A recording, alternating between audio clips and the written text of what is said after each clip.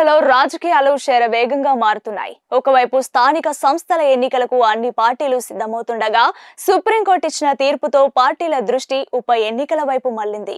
BRS party గుర్తుపై గెలిచి కాంగ్రెస్ లో చేరిన 10 మంది ఎమ్మెల్యేల అనర్హత విషయంలో సుప్రీంకోర్టు ఇచ్చిన తీర్పును అన్ని రాజకీయ పార్టీలు సమర్థిస్తున్నాయి. అయితే కాంగ్రెస్, బీఆర్ఎస్ మాత్రం తమకంటే తమకు అనుకూలమని ప్రకటించుకుంటున్నాయి. ఇదిలా ఉండగా ఫిరాయింపు ఎమ్మెల్యేలపై చర్య తీసుకోవాలంటూ బీఆర్ఎస్ వర్కింగ్ ప్రెసిడెంట్ కేటీఆర్, ఆ పార్టీ ఎమ్మెల్యేలు పాడి కౌశిక్ రెడ్డి, కేపీ వివేకానంద, జగదీష్ రెడ్డి, పల్లా రాజేశ్వర్ రెడ్డి, చింతా ప్రభాకర్, కల్వకుంట్ల సంజయ్, బీజేపీ శాసనసభాపక్ష నేత ఏలేటి మహేశ్వర్ రెడ్డి వేర్వేరుగా దాఖలు చేసిన పిటిషన్లపై జస్టిస్ బిఆర్ గవాయ్తో కూడిన ధర్మాసనం తుది తీర్పును వెలువరించిన విషయం తెలిసిందే. పార్టీ మారిన 10 మంది ఎమ్మెల్యేలపై అనర్హత తేల్చాలని అసెంబ్లీ స్పీకర్ కు సుప్రీం ఆదేశాలిచ్చింది. అదే సమయంలో 3 నెలల్లోపు నిర్ణయం తీసుకోవాలని పేర్కొంది. ఈ తీర్పుపై అన్ని పార్టీలు ఎవరికి అనుకూలంగా వారు స్పందిస్తున్నాయి.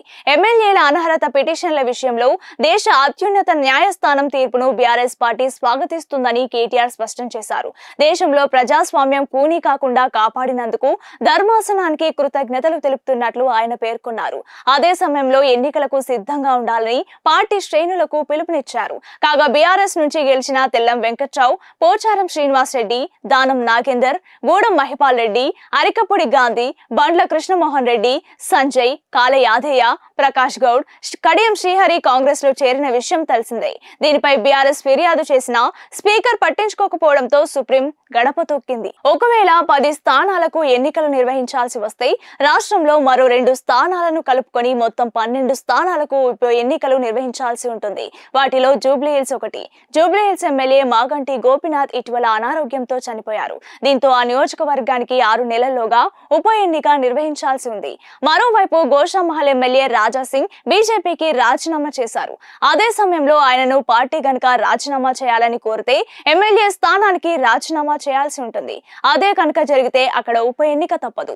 మరోవైపు 10 మంది ఎమ్మెల్యేలపై చర్యలు తీసుకుంటే మొత్తం 12 స్థానాలకు ఎన్నికలు తప్పవు. మొత్తం మీద సుప్రీంకోర్టు తీర్పుతో తెలంగాణ రాజకీయాలు కీలక మలుపు తిరగనున్నాయి. ఎన్నికలా లేక ఇప్పుడున్న పరిస్థితే కొనసాగుతుందా అనేది 3 నెలల్లో తేలనుంది.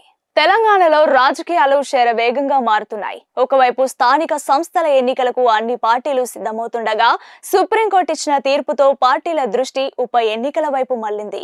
బీఆర్ఎస్ పార్టీ గుర్తుపై గెలిచి కాంగ్రెస్ లో చేరిన 10 మంది ఎమ్మెల్యేల అనర్హత విషయంలో సుప్రీంకోర్టు ఇచ్చిన తీర్పును అన్ని రాజకీయ పార్టీలు సమర్థిస్తున్నాయి.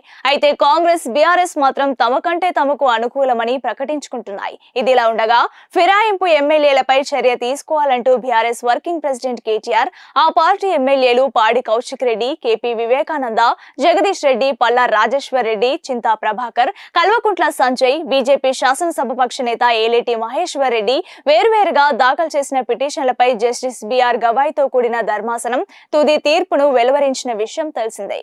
పార్టీ మారిన 10 మంది ఎమ్మెల్యేలపై అనర్హత తేల్చాలని అసెంబ్లీ స్పీకర్ కు సుప్రీం ఆదేశాలిచ్చింది. అదే సమయంలో 3 నెలల్లోపు నిర్ణయం తీసుకోవాలని పేర్కొంది. ఈ తీర్పుపై అన్ని పార్టీలు ఎవరికి అనుకూలంగా వారు స్పందిస్తున్నాయి.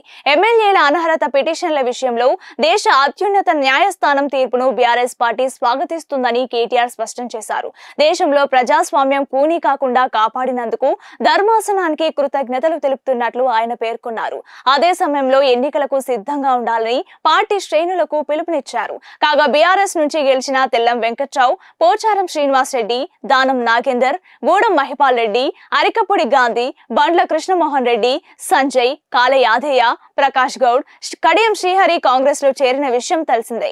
దీనిపై బీఆర్ఎస్ ఫిర్యాదు చేసినా స్పీకర్ పట్టించుకోకపోవడంతో సుప్రీం గడప తొక్కింది. ఒకవేళ 10 స్థానాలకు ఎన్నికలు నిర్వహించాల్సి వస్తే రాష్ట్రంలో మరో 2 స్థానాలను కలుపుకొని మొత్తం 12 స్థానాలకు ఉప ఎన్నికలు నిర్వహించాల్సి ఉంటుంది. వాటిలో జూబ్లీహిల్స్ ఒకటి. జూబ్లీహిల్స్ ఎమ్మెల్యే మాగంటి గోపీనాథ్ ఇటీవల అనారోగ్యంతో చనిపోయారు. దీంతో ఆ నియోజకవర్గానికి 6 నెలల్లోగా ఉప ఎన్నిక నిర్వహించాల్సి ఉంది. మరోవైపు గోషామహల్ ఎమ్మెల్యే రాజాసింగ్ బీజేపీకి రాజీనామా చేశారు. అదే సమయంలో ఆయనను పార్టీ గనుక రాజీనామా చేయాలని కోరితే ఎమ్మెల్యే స్థానానికి రాజీనామా చేయాల్సి ఉంటుంది. అదే కనుక జరిగితే అక్కడ ఉప ఎన్నిక తప్పదు. మరోవైపు 10 మంది ఎమ్మెల్యేలపై చర్యలు తీసుకుంటే మొత్తం 12 స్థానాలకు ఎన్నికలు తప్పవు. మొత్తం మీద సుప్రీంకోర్టు తీర్పుతో తెలంగాణ రాజకీయాలు కీలక మలుపు తిరగనున్నాయి. ఎన్నికలా లేక ఇప్పుడున్న పరిస్థితే కొనసాగుతుందా అనేది 3 నెలల్లో తేలనుంది.